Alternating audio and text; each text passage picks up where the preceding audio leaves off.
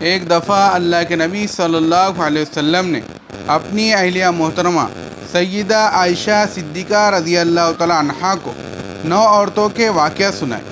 یہ 9 عورتیں آپس میں مل کر بیٹھی اور اپنے اپنے خاوندوں کی صفات بتانا شروع کی۔ آپ صلی اللہ علیہ وسلم نے فرمایا کہ ایک عورت نے اپنے خاوند کے بارے میں یہ کہا، دوسری نے یہ کہا، تیسری نے یہ کہا۔ جب آپ صلی اللہ علیہ وسلم نے 9 عورتوں کی باتیں بتا دی تو فرمایا کہ جس عورت کا خاوند سب سے بہترین صفات کا حامل تھا، میں اس سے بھی تمہارے لیے زیادہ اچھا ہوں۔ کیا آپ نے بھی اپنی بیوی کا دل خوش کرنے کے لیے ایسی باتیں کی ہیں؟ ہمارے ہاں ایسا تو نہیں ہے۔ ہم کہتے ہیں کہ ہمیں خوش رکھنا اس کا فرض ہے اور اسے تنگ کرنا ہمارا فرض ہے۔ آج کچھ صوفی لوگ اور کچھ دیندار وضاقتہ رکھنے والے لوگ سمجھتے ہیں کہ گھر میں محبت و پیار کی کوئی ایسی بات کرنا شاید تعلق اللہ میں رکاوٹ ہے۔ ہرگز نہیں، یہ اللہ تعالیٰ کی محبوب کی سنتیں ہیں۔ ہم اسی طرح زندگی گزارے۔ ایک صحابی نبی صلی اللہ علیہ وسلم کے پاس آئے۔ نبی اکرم صلی اللہ علیہ وسلم اپنے نواسے حضرت حسن اور حضرت حسین رضی اللہ عنہما کو محبت سے پیار کر رہے تھے، بوسہ دے رہے تھے۔ اس آدمی نے حیران ہو کر دیکھا اور کہا کہ اے اللہ کے نبی صلی اللہ علیہ وسلم، میرے تو اتنے بچے ہیں، میں نے تو کبھی کسی کو بوسہ نہیں دیا۔ نبی صلی اللہ علیہ وسلم نے فرمایا، جس شخص کو اللہ دل کی رحمت سے محروم کر دیتے ہیں تو میں کیا کروں؟ معلوم ہوا کہ یہ تو ایک نعمت ہوتی ہے جو دل میں موجود ہوتی ہے، لہذا یہ کوئی زن پرستی نہیں۔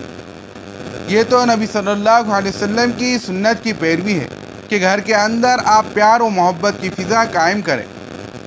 سوچئے تو صحیح، اگر آپ بیوی کو خوش نہیں رکھتے تو پھر شیطان کتنے بڑے بڑے گناہ کرواتا ہے۔ بیوی خاوند پر الزام لگاتی ہے، خاوند بیوی پر الزام لگاتا ہے، دونوں کو جھگڑوں سے فرصت نہیں ہوتی۔ بچوں کی تربیت کی عمر گزر رہی ہوتی ہے، بچوں کی تربیت نہیں ہوتی، پوری نسل برباد ہو جاتی ہے۔ تو دیکھیں کہ ان مبارک سنتوں کو ترک کرنے کے کتنے منفی اثرات مرتب ہوتے ہیں۔ ہمیں ان چیزوں کا خیال رکھنا چاہیے۔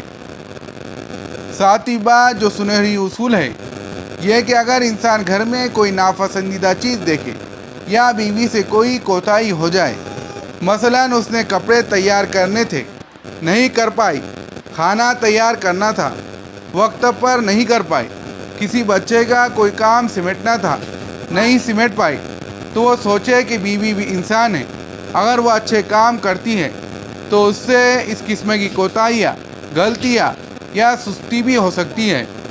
بہرحال خاوند کو اپنا دل بڑا رکھنا چاہیے اور چھوٹی موٹی غلطیوں سے درگزر کرنا چاہیے، اس لیے کہ جتنا بڑا دل ہوگا اتنا ہی انسان گھر کے اندر عظیم سمجھا جائے گا۔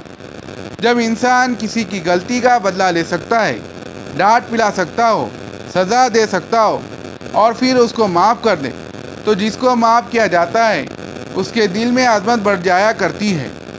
لہذا چھوٹی موٹی غلطیوں پہ نصیحت تو کر دینی چاہیے، مگر ڈانٹ ڈپٹ ہر وقت نہیں کرنی چاہیے، پھر ڈانٹ ڈپٹ کی اہمیت ہی ختم ہو جاتی ہے۔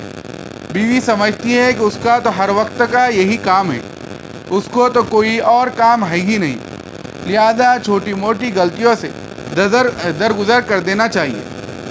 مثلاً کھانے میں اگر نمک زیادہ بھی ہو گیا تو یہ کام تو کسی انسان سے بھی ہو سکتا ہے، بلکہ میں تو کہتا ہوں اگر خاوند کو کام کرنے کو کہے تو میرا خیال ہے کہ یہ دن میں 10 غلطیاں کرے گا اور بیوی کو 10 مرتبہ ڈانٹ ڈپٹ کرنے کا موقع مل جائے گا، جبکہ بیوی بیچاری 10 میں سے 9 کام ٹھیک کر دیتی ہے اور ایک میں غلطی ہو جاتی ہے تو خاوند اس کو بھی معاف نہیں کرتا۔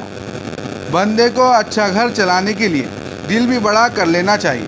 چھوٹی موٹی غلطیوں سے درگزر کر دینے سے اور ان کو معاف کر دینے سے بیوی بچوں کے اندر محبت بڑھ جاتی ہے اور پھر وہ زیادہ محبت کرتے ہیں۔ پیار سے سمجھا دینا چاہیے، اس کا فائدہ زیادہ ہوتا ہے۔ ہم نے بعض خاوندوں کو دیکھا نمک زیادہ ہونے پہ جھگڑا بنا لیتے ہیں، مرچ کم ہونے پر جھگڑا بنا لیتے ہیں، روٹی کچی پکی ہونے پر جھگڑا بنا لیتے ہیں۔